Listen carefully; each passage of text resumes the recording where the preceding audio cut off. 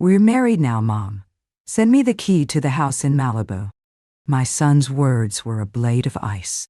No hello, no explanation, and certainly no apology for cutting me out of one of his life's most significant moments. Just a demand, delivered with the casual entitlement of someone who has never been denied a thing. I stood in my kitchen, phone pressed to my ear, staring out at the vast Pacific Ocean that has witnessed every chapter of my life for 40 years. The same ocean that carried my father's ashes, my husband's, and will someday carry mine. Connor, I managed, my voice steadier than my heart. You got married? Yeah, last weekend. Look, Scarlett has always dreamed of honeymooning at the Malibu house. We need the keys, ASAP. We're thinking of heading there tomorrow for a month, maybe longer. When? Medarshi. Da. Scarlett. Dachiu. A name I'd never heard. My new daughter-in-law, apparently, though I couldn't picture her face or her voice. And now they wanted my home. Not just any home, but the iconic beachfront property my father, Felix Hartman, bought with the proceeds from his legendary screenplays. The home where Hollywood royalty once gathered, where my children built sandcastles, where I held my husband's hand as he took his final breath. I didn't know you were seeing someone seriously, I said carefully. I would have loved to attend. It was just a small thing, spontaneous. You wouldn't have enjoyed it anyway.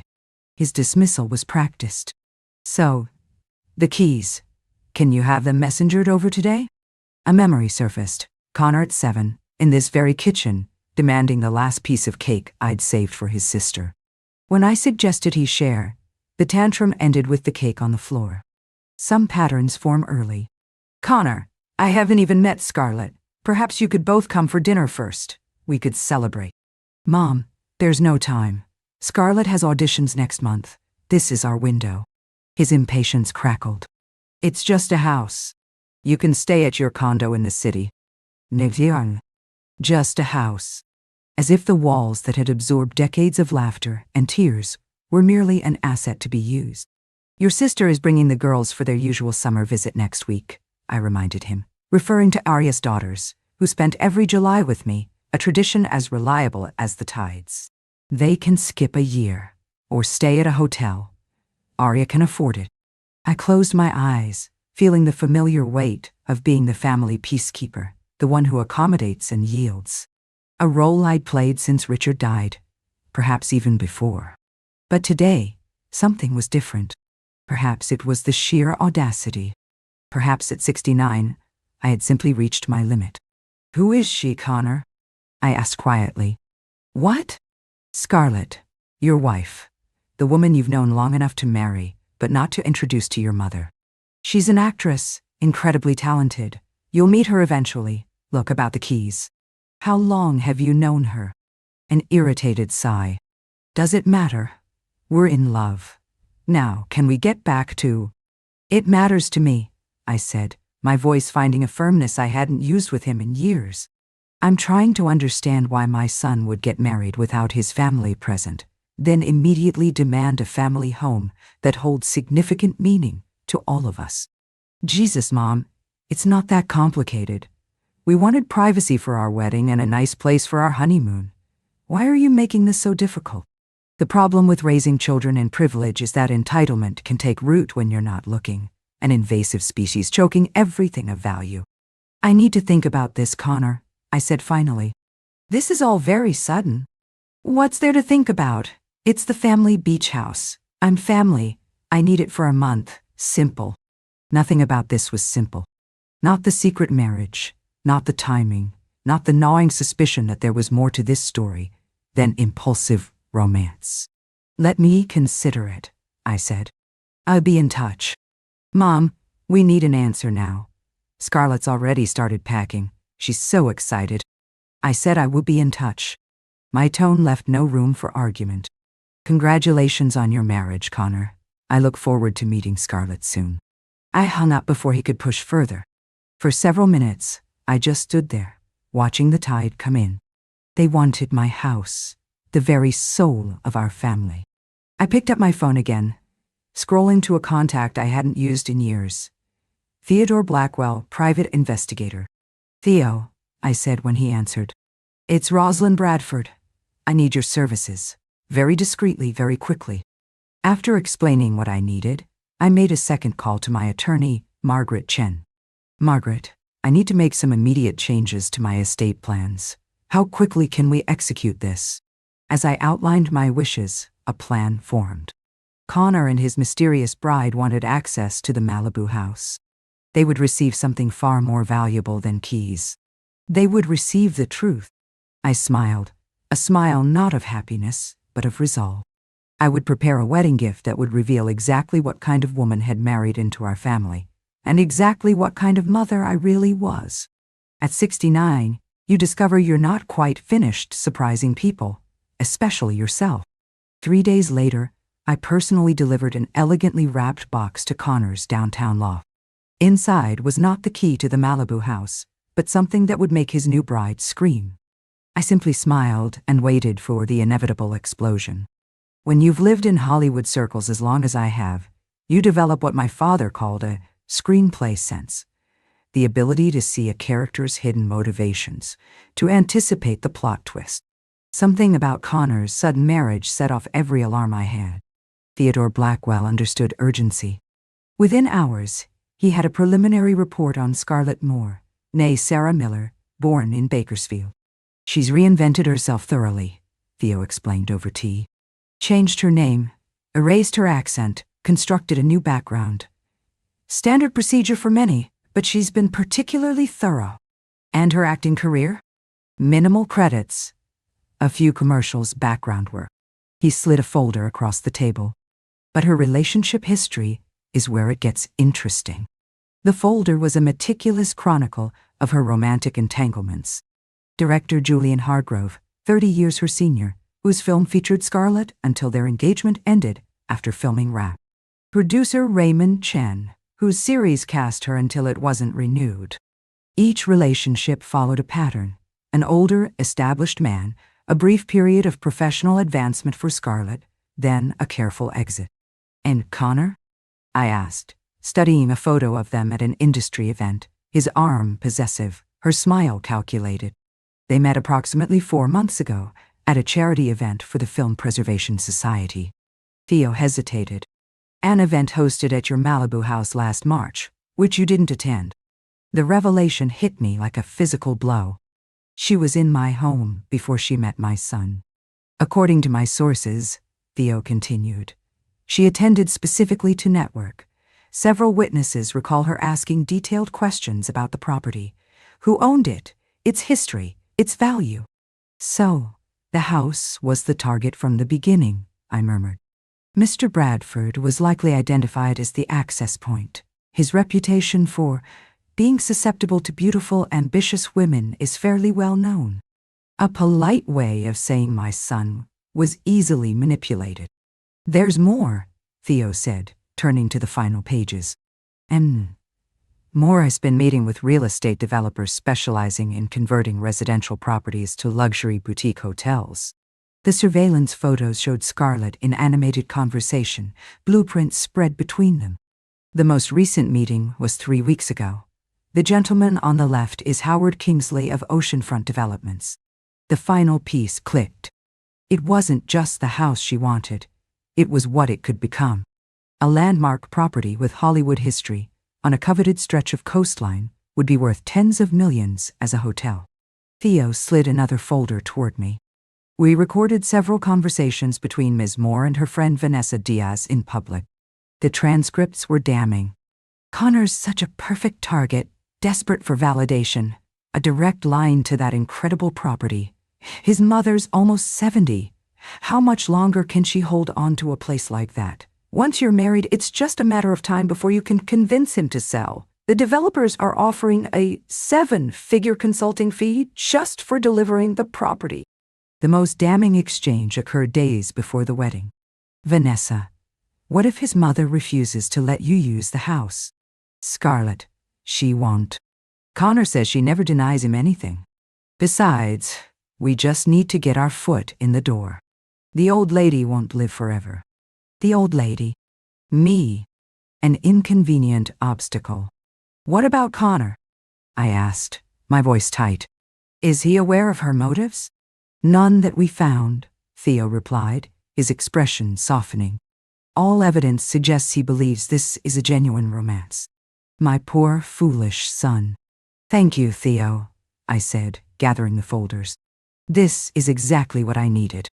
What will you do now? I smiled, a calm settling over me. First, I'll speak with my attorney. Then, I'll prepare a wedding gift that Ms. Moore will never forget. As I drove back to Malibu, I felt a curious peace. I had raised my children to believe in love and family. Connor had strayed, but I was still Rosalind Bradford. I would not be outmaneuvered by an ambitious actress from Bakersfield. My father's voice seemed to whisper in my ear, "Every great screenplay needs a third-act twist, Rosie. Make it count." I intended to do exactly that. Margaret Chen's law office felt like the perfect setting for the scene we were about to craft. "You're certain about this?" she asked, sliding the finalized documents across the polished table. "Absolutely certain," I replied, signing where indicated. "The house has always been meant for my grandchildren. This just makes it official." "And Connor? He won't take this well." "Connor needs to learn that actions have consequences," I said, pen hovering. "This isn't about punishing him. It's about protecting what matters. The irrevocable nature of this trust means you can't change your mind later." "I'm not going to change my mind." I signed with a flourish. After leaving Margaret's office, I met Arya at my city apartment. "Your brother got married," I stated without preamble. Her eyebrows shot up. "To whom?" Exactly my question. I poured us both wine. "An actress named Scarlett Moore." "That's unexpected. Connor's impulsive, but marriage without telling anyone." "It gets worse. He called to demand the keys to the Malibu house for their honeymoon, for at least a month, during our annual visit with the girls." Indignation flashed across her face. "That's completely unacceptable." "Indeed, which is why I had Ms. Moore investigated." "Mom, you hired a private investigator?" Something felt wrong. My instincts were correct. I summarized Theo's findings. The reinvented identity, the strategic relationships, the meetings with developers, the explicit targeting of our family home. With each revelation, Arya's expression shifted from shock to grim understanding. "She's a con artist," she concluded flatly. "And Connor's her mark." "Essentially, yes, but he wouldn't believe me if I told him. He'd just get defensive." "So what's your plan?" Arya asked, ever the pragmatist. "I've restructured the trust for the Malibu property. Effective immediately, it bypasses both of you and transfers directly to your daughters upon my death, with you as trustee." She blinked. "That's significant. Connor will be furious." "Connor will eventually understand. There's more. I've prepared a wedding gift, a comprehensive dossier on Scarlett's intentions, along with the new trust documents. I'm delivering it tomorrow." "No. Noon." Arya was silent for a long moment. "You realize this will likely end their marriage." "That's rather the point. And possibly damage your relationship with Connor permanently." I met my daughter's gaze. "I'm willing to risk that to protect him from someone who sees him as nothing more than access to property. What kind of mother would I be if I stood by and allowed that?" Arya sighed. "A less confrontational one, perhaps, but not a better one." She reached for my hand. "The girls and I will support whatever you decide. Just remember that Connor, for all his flaws, is still that little boy who used to fall asleep on your lap during movie nights." The image sent a pang through my heart. When had that curious child become a man who would exclude his family from his wedding? The next morning, I put the final touches on my gift. The package was deceptively beautiful, tied with silk ribbon. Inside was an antique film canister that once held my father's most famous screenplay. Within it, I arranged 3 items. First, the new trust documents establishing my granddaughters as the future owners of the Malibu property, prohibiting its sale. Second, the dossier on Scarlett Moore, complete with transcripts and photos. Third, a personal letter written on stationery my husband had given me. As I sealed the package, I thought about what awaited. Connor's rage, Scarlett's duplicity, the potential fracturing of our family. But I was protecting the soul of our family, a place where my father had written words that moved millions, where my children had learned to dream. Some legacies were worth fighting for. I called my driver, handed him the package, then settled in to wait. The ocean seemed restless, waves crashing with determination. I prepared myself for the storm. Let it come. I had weathered worse. The call came at precisely 7:43 p.m. When my phone lit up with Connor's name, I let it ring twice before answering, my voice deliberately calm. "Hello, Connor." What followed was a cacophony, Scarlett's high-pitched screaming, objects crashing, my son's voice strained beyond recognition. "What the hell did you do?" He finally cut through the chaos. "I sent a wedding gift," I replied evenly. "I take it you've opened it. Are you insane?" His voice cut off as another crash sounded. "She's having difficulty maintaining her composure, it seems," I observed. "Perhaps that's what happens when one's true intentions are exposed." "These allegations are false," he sputtered, but the uncertainty beneath his outrage was palpable. "I don't fabricate evidence, Connor. Everything in that dossier is meticulously documented. Your bride has been planning to use you to access the Malibu property from the moment she set eyes on it, before she ever met you." Another crash. Scarlett's voice, suddenly clearer. "That bitter old, she can't prove anything." "The trust documents," Connor said, his voice dropping. "You changed the inheritance, cut me out completely. I protected the house from those who see it only as a commodity. The property will pass to your nieces, the next generation of our family. Not in terms. You had no right." "I had every right. The house is mine, Connor. Not yours, not yet, and now, not ever." The background noise suddenly shifted, a door slamming, Scarlett's voice now distant. Connor's breathing was heavy. "She's locked herself in the bathroom," he said, his voice hollow. "Say she's calling her lawyer. Says we can fight this. She can certainly try, but I think you'll find I've been extremely thorough." Silence stretched between us. "Did you know?" His voice was suddenly small when I called about the house. "Did you already suspect her?" "And I'm trying." "I suspected something wasn't right," I admitted. The timing, the secrecy, the immediate demand for the house, it fit a pattern. "In my relationships, you mean?" Bitterness crept in. "Because I'm such a predictable failure at them. Because you've allowed yourself to be vulnerable to a certain type of manipulation," I corrected gently. Another crash, then Scarlett's voice, crystal clear as if she'd grabbed the phone. "You think you're so clever, don't you? You and your precious house. You're just a selfish old woman who can't stand seeing her son happy." I waited. When Connor reclaimed the phone, his voice was subdued. "Read the full dossier, Connor," I interrupted. "Look at the evidence with clear eyes, then decide if this marriage is what you truly want. And if it is," a hint of defiance returned, "then that is your choice. But it won't change mine regarding the house. The door is always open for you as my son, but not for those who seek to exploit our family's legacy." After we hung up, I poured a small glass of scotch and carried it to the terrace. The sun was setting, painting the water gold and crimson. My phone chimed. A text from Arya. "Connor just called, absolutely frantic. What happened?" "End." I typed back. "Wedding gift was delivered. It's going about as expected." "End." Her response came moments later. "Why the girls and I are coming early. Arriving tomorrow. You shouldn't be alone for the fallout." My throat tightened. Arya, always so like her father.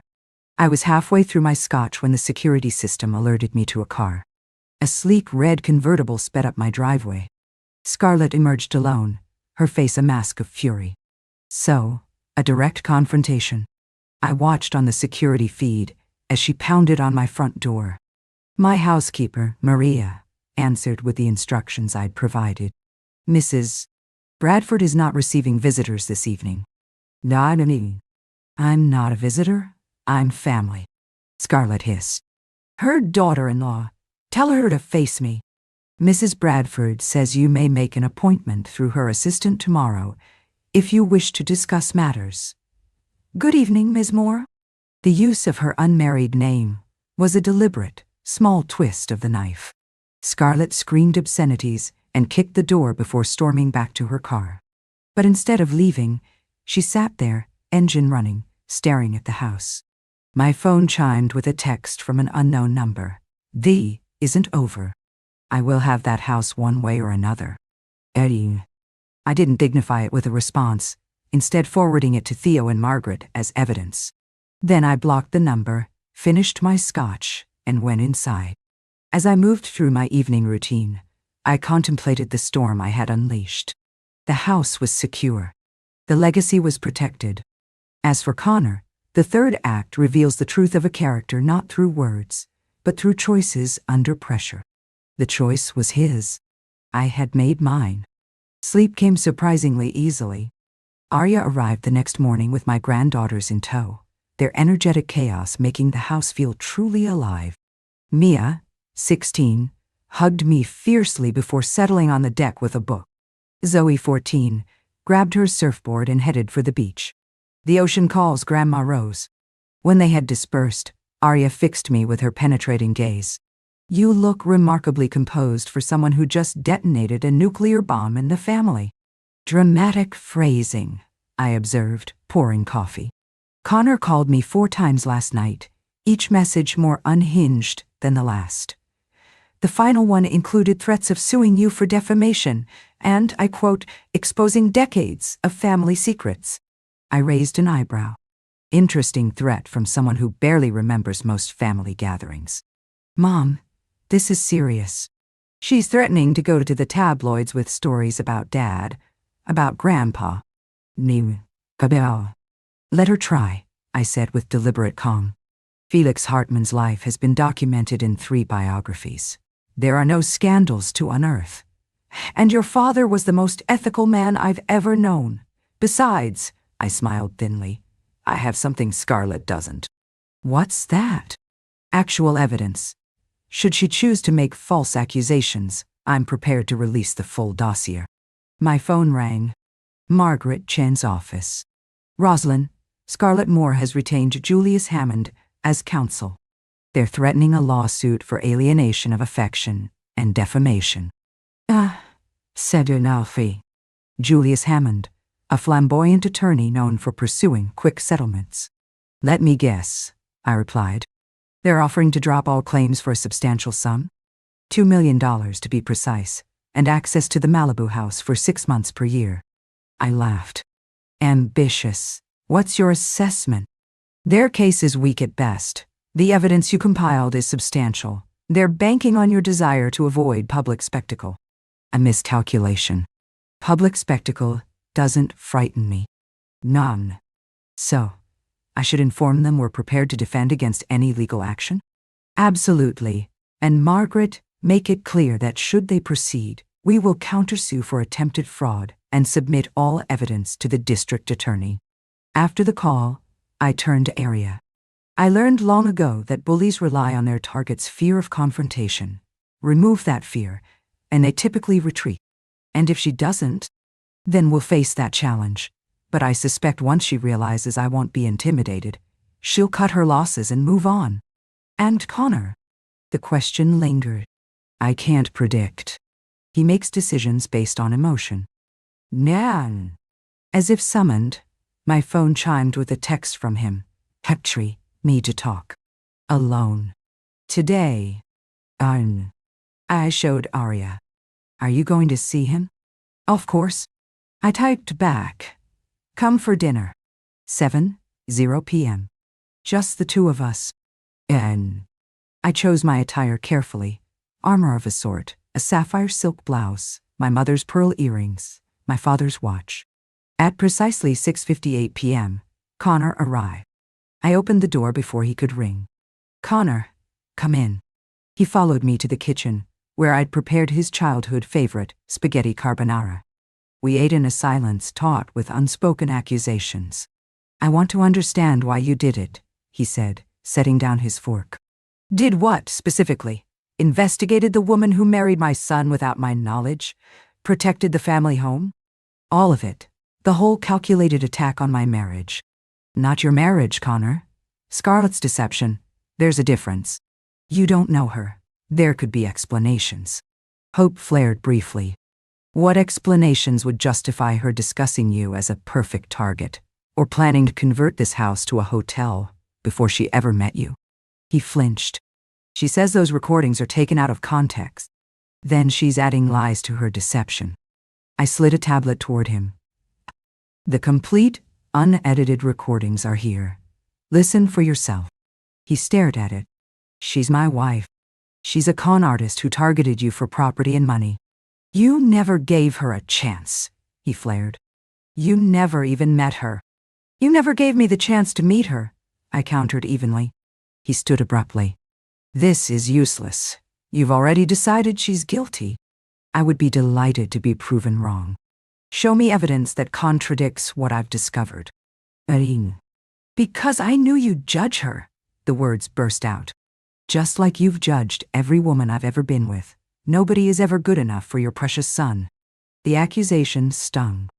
I've never wanted anything but your happiness, I said softly. But I won't stand by while someone exploits you. Legacy, legacy, legacy, he spat. That's all you care about. Your choices affect more than just you.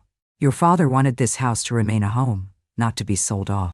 By cutting me out completely, by protecting it from those who would exploit it, including your wife.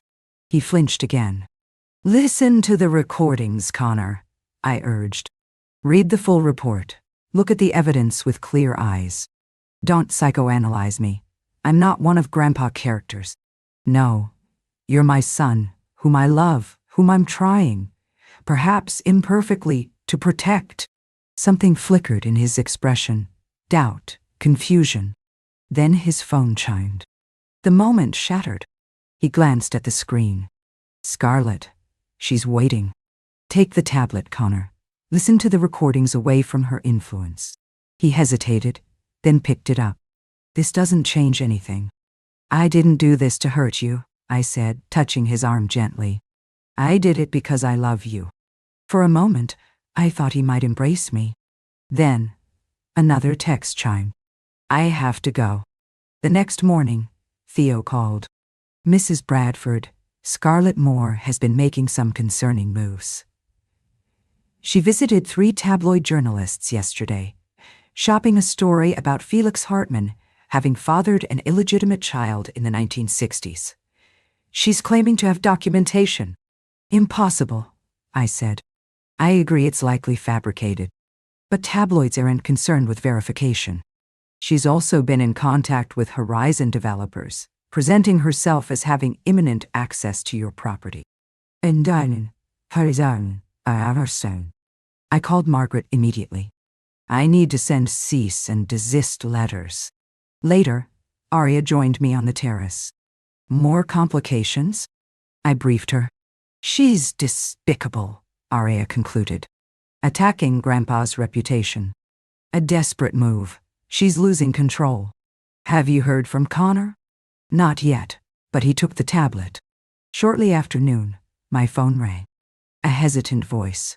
Mrs. Bradford, this is Vanessa Diaz. I was Scarlett's friend. 20 minutes later, she sat in my living room, twisting her jewelry. I'm not doing this out of loyalty. Scarlett and I had a falling out. She wants me to notarize forged documents, letters between your father and this woman he supposedly had a child with.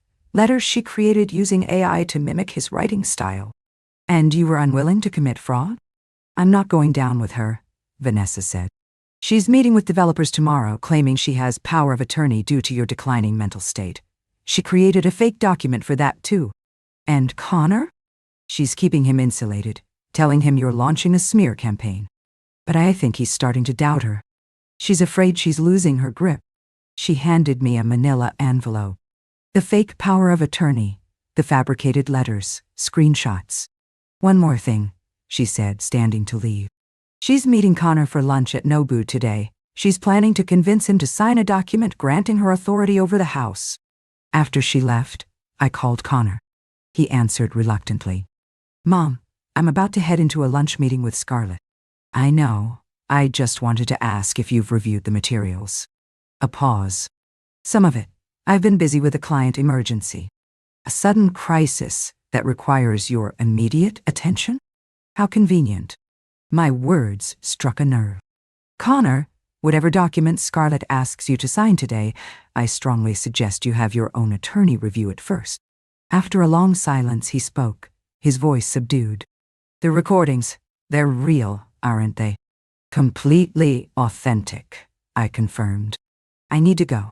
Of course. Enjoy your lunch. That evening, Connor's Porsche sped up the driveway.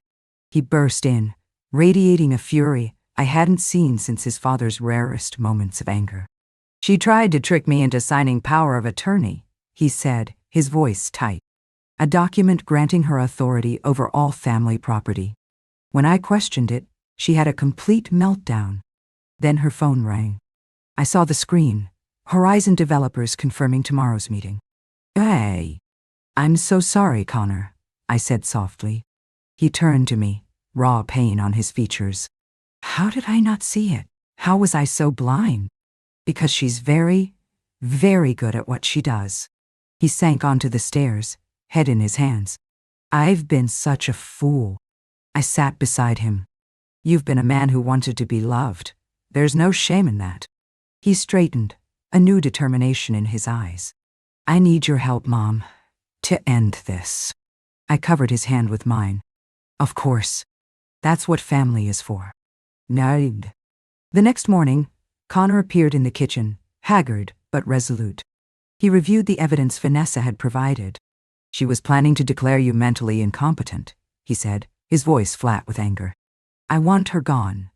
Permanently. That can be arranged. That afternoon, a taxi arrived. Scarlett emerged, disheveled and agitated. Connor met her at the door. I remained in the kitchen, out of sight but able to hear. Connor, thank God, she began. I've been so worried. The game is over, Scarlett. Game? What are you talking about? Stop, Dotto. I've seen everything. The recordings, the forged documents, your meetings with developers. Niminian. Gehazi. Your mother manufactured all of that. Vanessa provided copies of everything, including your texts planning how to separate me from the Bradford fortune. A long pause. Then her tone shifted. Fine. So what? You were a mark, honey. A pathetically easy one. The cruelty of her words made me wince, but Connor's calm response surprised me. You're right. I was an easy mark. That's on me. So what now? You run back to Mommy. The marriage was based on fraud. There won't be any settlement when the DIE sees evidence of your attempted forgery. He'll destroy you in the press. With what? The fake scandal you fabricated? Every tabloid has already received legal notice that you're peddling fraudulent stories. Easy. You son of a... Careful, Connor interrupted, his voice dropping. That's my mother you're about to insult. The woman you dismissed as an old lady, who turns out to be considerably more formidable than either of us appreciated. The door opened. Goodbye, Scarlett. Divorce papers will be delivered today. Don't come back. He appeared in the kitchen doorway, his expression a complex mixture of pain and relief. Well, he said simply, that's done. I opened my arms, and for the first time since he was a teenager, my son stepped into my embrace. 6 months can change everything. Autumn arrived with golden light. The divorce was final. Scarlett received probation and a restraining order. Connor committed to therapy, moved to a smaller house, and shed the ostentatious lifestyle that had defined him. He was a man finding his way back to himself. Today, my family gathered for my 70th birthday. Connor arrived first, bearing hydrangeas and a small, carefully wrapped package. Happy birthday, Mom, he said, embracing me with an easy affection I hadn't felt in years. He handed me the packet. Inside was a leather-bound journal. The first page was inscribed in his handwriting, AA4, my mother, who taught me that legacy isn't measured in property, but in wisdom. This is my contribution to our family's story. The subsequent pages were filled with his reflections, honest and offered with love. Connor, I said, my voice thick with emotion. This is extraordinary. There's more, he said. I've been working on a documentary about Grandpa Felix. Not the Hollywood legend, but the man behind the typewriter. The father, the husband.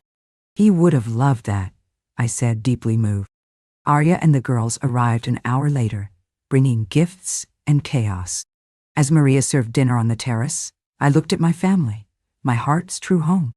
Mia was discussing film preservation with Connor. Zoe was regaling us with tales of her latest surfing competition. Arya watched them with quiet pride.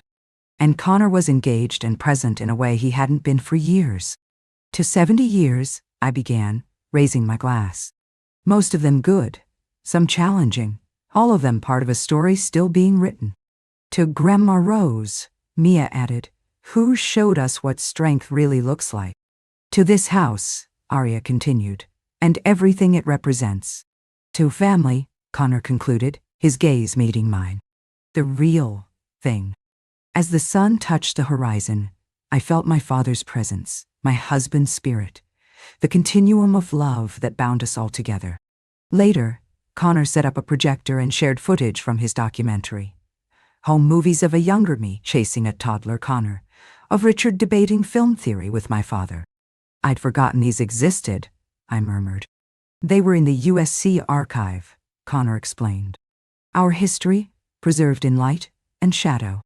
As we watched these precious fragments, I felt a profound sense of continuity. The house would remain, but the true inheritance had already been transmitted, not through deeds, but through moments like this, where the meaning of family was demonstrated, not just discussed. Look, Zoe exclaimed, pointing to the screen where the camera had captured a younger me beside my father, on this very terrace. What were you talking about with great-grandpa? Mia asked. I remember that day, I said softly. He was telling me about legacy, about how this house wasn't just walls and windows, but a repository for our family's soul. I didn't fully understand then, but I do now. Connor reached over and squeezed my hand. He knew now, too. As the home movie ended, we remained on the terrace, listening to the eternal rhythm of the waves, surrounded by the tangible and intangible inheritance that defined us. A house filled with memories. A family healed by crisis. A legacy preserved.